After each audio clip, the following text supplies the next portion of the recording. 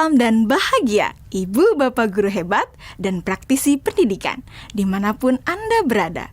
Kali ini, Ibu Bapak akan melihat contoh situasi pembelajaran di sebuah kelas tingkat sekolah dasar yang menerapkan pembelajaran berdiferensiasi.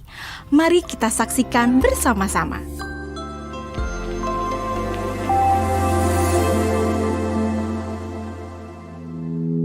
Organ tubuh manusia.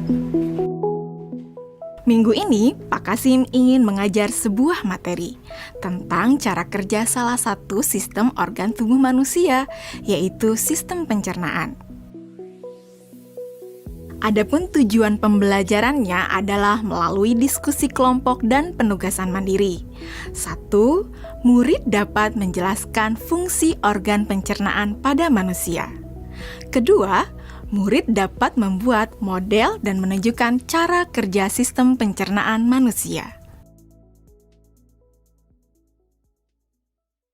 Sebelum pembelajaran dilakukan, biasanya saya akan melihat tujuan pembelajaran atau target apa yang akan saya capai pada hari itu.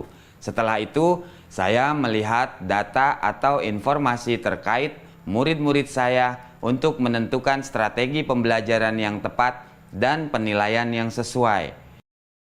Saat merencanakan pembelajaran, Pak Kasim mempersiapkan beberapa sumber belajar yang menurutnya akan membantu murid-muridnya belajar sesuai dengan kebutuhannya. Sumber daya belajar yang disiapkan diantaranya adalah sebuah poster, berbagai bacaan yang memuat pembahasan tentang bagaimana organ pencernaan bekerja dari beberapa sumber. Ada yang berupa beberapa buku bacaan dengan tingkat kesulitan berbeda-beda, artikel sederhana, mengunduh sebuah video singkat yang sesuai dengan apa yang ia ingin anak-anak pahami, membuat kartu-kartu pertanyaan untuk membantu murid mengkonstruksi sendiri pemahaman mereka tentang cara kerja sistem organ pencernaan dengan menjawab pertanyaan. Sumber belajar yang beragam ini tentunya tetap sesuai dengan tujuan pembelajaran yang ingin dicapai, atau dengan kata lain mengimplementasikan diferensiasi konten.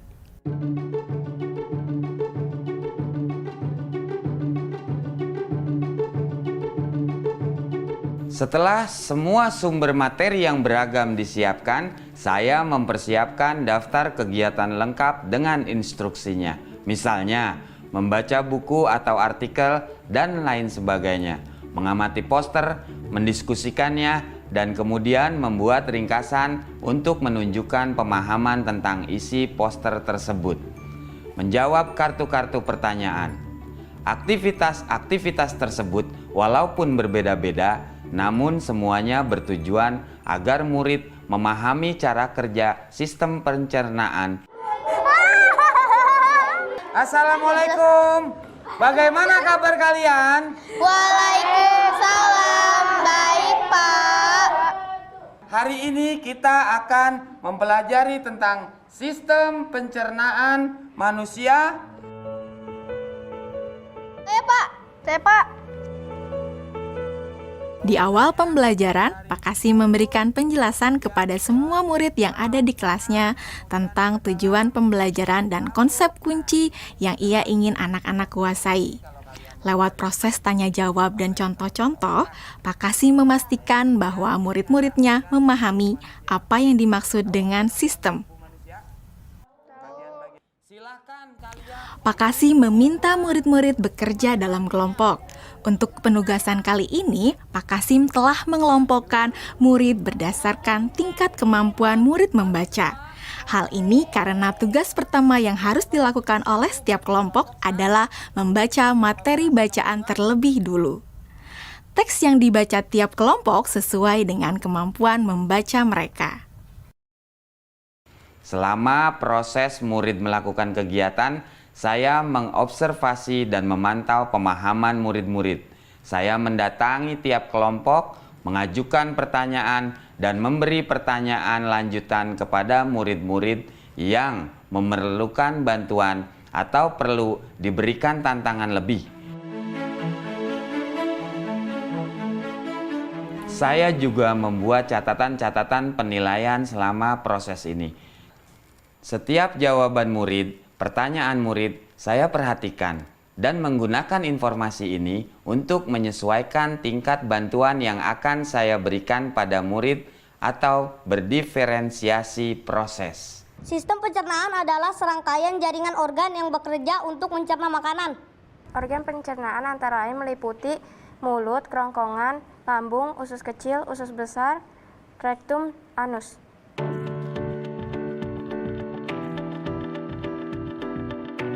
Sekarang silakan membuat model yang menunjukkan sistem kerja pencernaan manusia secara mandiri.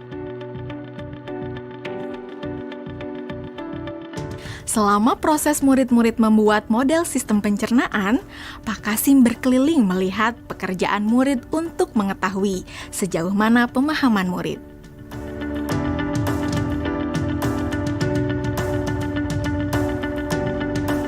Di akhir pembelajaran, saya melakukan kegiatan refleksi, di mana refleksi tersebut digunakan untuk mengapresiasi murid, untuk mengetahui atau menilai sejauh mana pemahaman murid tentang topik yang sedang dipelajari, untuk mengetahui bagaimana perasaan murid-murid ketika melakukan proses pembelajaran. Ardas, Senang, Pak. Arjuna, Senang, Pak. dan tentunya semua ini dapat menjadi informasi bagi saya untuk mengembangkan proses pembelajaran selanjutnya. Ibu dan Bapak guru hebat, demikian video singkat salah satu contoh penerapan pembelajaran berdiferensiasi di jenjang sekolah dasar. Tetap semangat, Ibu dan Bapak guru hebat. Salam dan bahagia.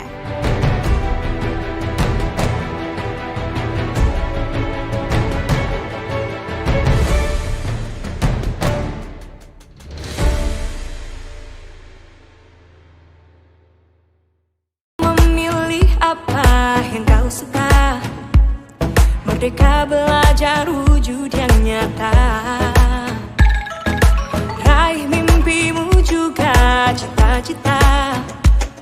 Generasi emas Indonesia. Profil pelajar Pancasila tanamkan di dalam dada. Profil pelajar Pancasila, cerdas berkarakter itu kita.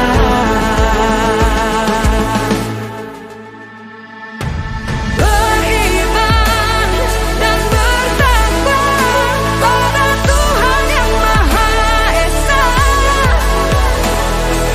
Berakhlak mulia, berkebinekaan global kita.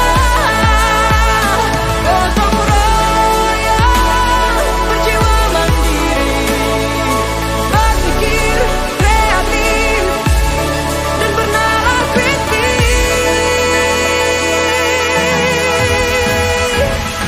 Perbedaan bukan suatu halangan untuk kita saling bergandeng tangan.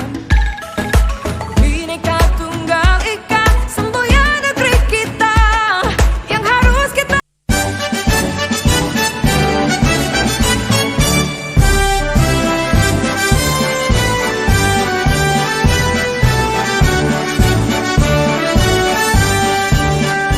Bulatkan tekad, kuatkan hati. Negeri ini memanggilmu kawan. Belajar bergerak berbagi untuk negeri. Guru penggerak majukan pendidikan. Guru penggerak menghamba pada murid. Kreatif rancang pembelajaran. Hargai potensi, tingkatkan prestasi. Lahirkan profil pelajar Pancasila.